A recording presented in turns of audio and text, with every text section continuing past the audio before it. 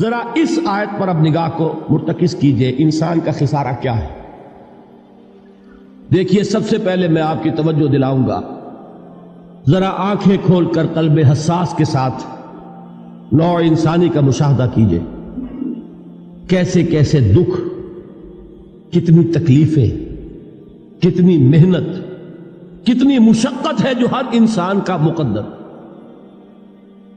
قرآن مجید میں ایک مکمل سورت ہے، سورت البلد، اس میں اللہ تعالیٰ نے متعدد قسمیں کھا کر ایک بات کہی، لا اقسم بہذا البلد وانت حل بہذا البلد ووالد وما ولد لقد خلقنا الانسان فی کبد۔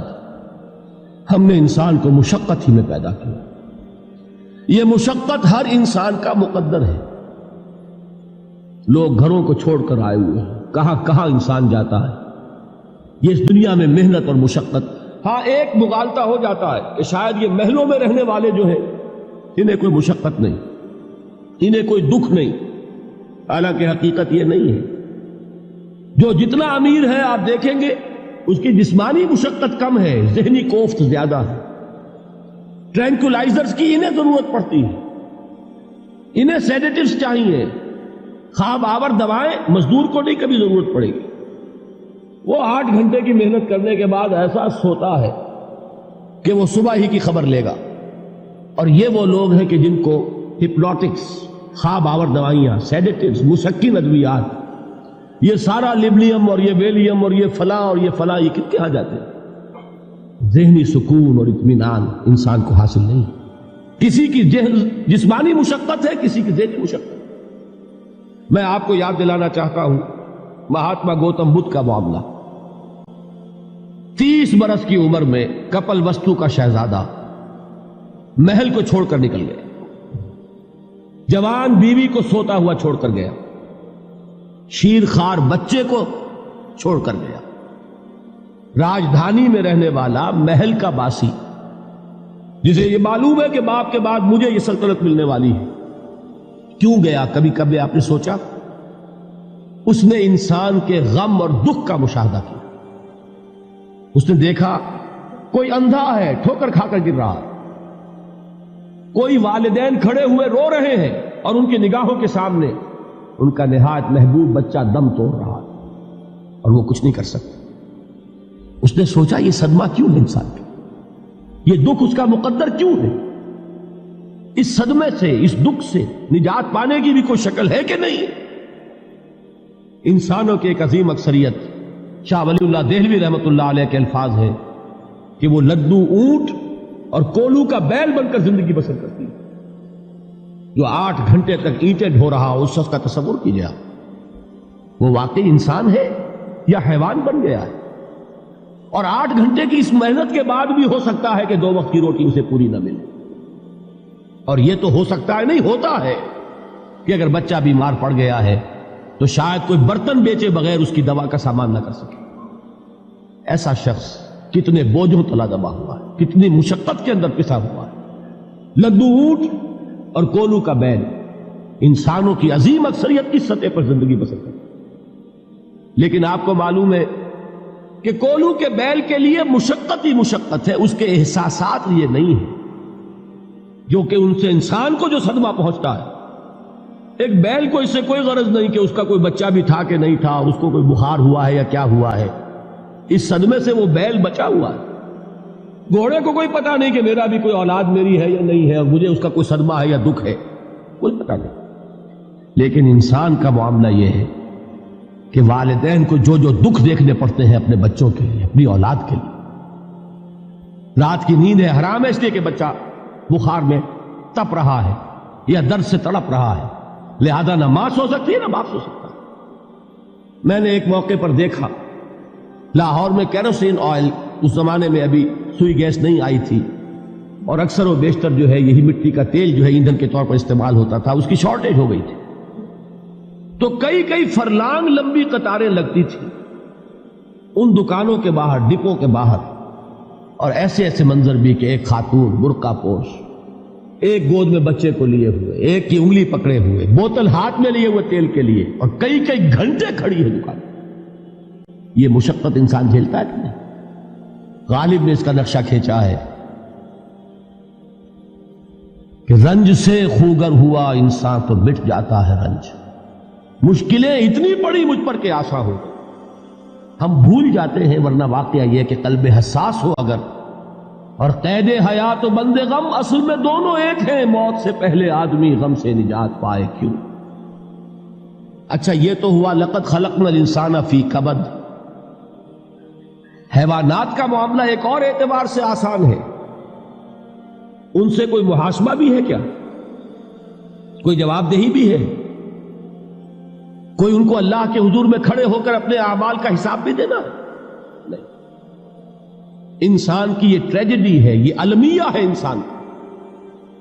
اس کو بھی قرآن مجید کی ایک سورت میں قسمیں کھا کر اذا السماء انشقت، اس کے بعد کیا فرمایا؟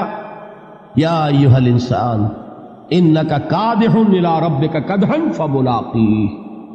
اے انسان، تیرا المیہ، تیری ٹریجڈی اس سے کہیں بڑھ کر ہے. تجھے صدمے پر صدمے جھیلتے ہوئے، مشقت پر مشقت برداشت کرتے ہوئے ایک روز اپنے رب کے حضور میں بھی کھڑا ہوگا، جواب دہی بھی کرنی. اس دن کے حساب سے، اس دن کے احساس سے جو بڑے بڑے ہماری امت کے عظیم جو گلے سرسبد ہیں، ان کا یہ حال آپ نے پڑھا ہوگا. حضرت ابوبکر صدیق رضی اللہ تعالیٰ عنہ وہ ایک عجیب کیف کے عالم میں فرمایا کرتے تھے، کاش میں درختوں پر چہچہاتی ہوئی چڑیا ہوتا جس سے حساب کتاب نہیں ہوگا. کاش کہ میں گھاس کا تنکا ہوتا جو آج ہے اور کل آگ میں جلا دیا جاتا، ختم ہو جاتا. اس سے محاسبہ کوئی نہیں. وہ جس کے احساس سے کہ حضرت عمر جو ہے اپنے انتقال کے وقت سخت بے چین تھے. ان کے بیٹے حضرت عبداللہ ابن عمر رضی اللہ تعالیٰ عنہما نے ان کا سر جو ہے وہ اپنے زانوں پر رکھ لیا تو کہا نیچے ڈال دو. ایک عجیب بے کلی اور بے چینی. انہوں نے کہا ابا جان آپ کیوں پریشان ہیں؟ آپ تو عشرہ مبشرہ میں سے ہیں. آپ کو تو اللہ تعالیٰ نے جنت کی بشارت حضور کے ذریعے سے اس دنیا میں دی. حضرت عمر فرماتے ہیں کہ خدا کی قسم اگر قیامت کے دن عمر برابر سرابر پر چھوٹ گیا تو بہت بڑی کامیابی تصور. یہ احساس جن کو ہوتا ہے. حضرت علی کا حال کیا ہوتا ہے؟ ابھی جو آپ نے حافظ صاحب سے سنا، یہ حضرت علی کا معاملہ ہے کہ ایک تیر پیوست ہو گیا تھا، کسی طرح نکل نہیں رہا تھا. حضرت علی نے فرمایا کہ اچھا چھوڑو مجھے، میں نماز کی نیت باندھتا ہوں. نماز کی نیت پڑھتے تھے تو لرزتے تھے، کانپتے تھے. کس کے سامنے کھڑا ہوں اور کس کے سامنے مجھے ایک دن جواب دہی کے لیے کھڑا ہونا ہوگا. لن تزولا قدم ابن آدم، حضور نے خبر دی ہے ابن آدم کے قدم ہل نہیں سکیں گے. جیسے مجرم کھڑا ہوتا ہے کٹہرے کے اندر، اس کٹہرے میں سے ہل نہیں سکو گے حتی یسأل عن خمس، جب تک کہ 5 چیزوں کا حساب نہ لے لیا جائے. وہ 5 چیزیں کیا ہیں؟ کان کھول کر سنیے. عن عمرہ فیما افناہ، عمر کا حساب دو. یہ 80 برس اور 70 برس ہم نے تمہیں دنیا میں دیے، کہاں ضائع کیے؟ وعن شبابہ فیما ابلاہ، اور خاص طور پر جوانی کا دور، امنگوں کے دن، ولولے ہوتے ہیں، قوت ہوتی ہے، توانائی ہوتی ہے، آدمی چلتے ہوئے زمین پر پاؤں مارتا ہے، قوت جو ہے وہ اپنا اظہار چاہتی ہے. یہ جوانی کہاں گلائی؟ حساب دو، ایک ایک لمحے کا حساب دو.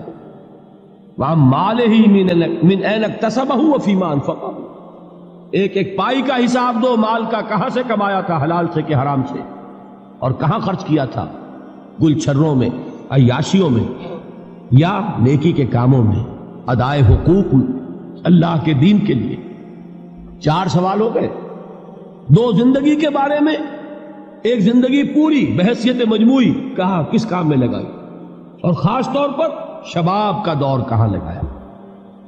2 سوال مال کے بارے میں، کمایا کہاں سے، حلال سے کہ حرام سے، جائز سے کہ ناجائز سے، خرچ کہاں کیا. اور آخری سوال وَعَمَّا عَمِلَ فِيمَا عَلِمَ، جو علم حاصل کیا تھا اس میں عمل کتنا کیا. علم کے انبار لگاتے چلے گئے اور عمل کے آغاز کی بھی نوبت نہ آئی. یہ علم جو ہے یہ اس روز سب سے بڑا وبال بن جائے گا. اتنا علم اور عمل کچھ نہیں، بجائے کہ کریڈٹ کا ذریعہ بنے یہ الٹا ڈیبٹ کا کھاتا بن جائے. یہ جواب دہی کا احساس ہے کہ جس کی وجہ سے انسان کی ٹریجڈی جو ہے وہ دوہری ہے. کوئی حیوان اتنے بوجھ تلے نہیں.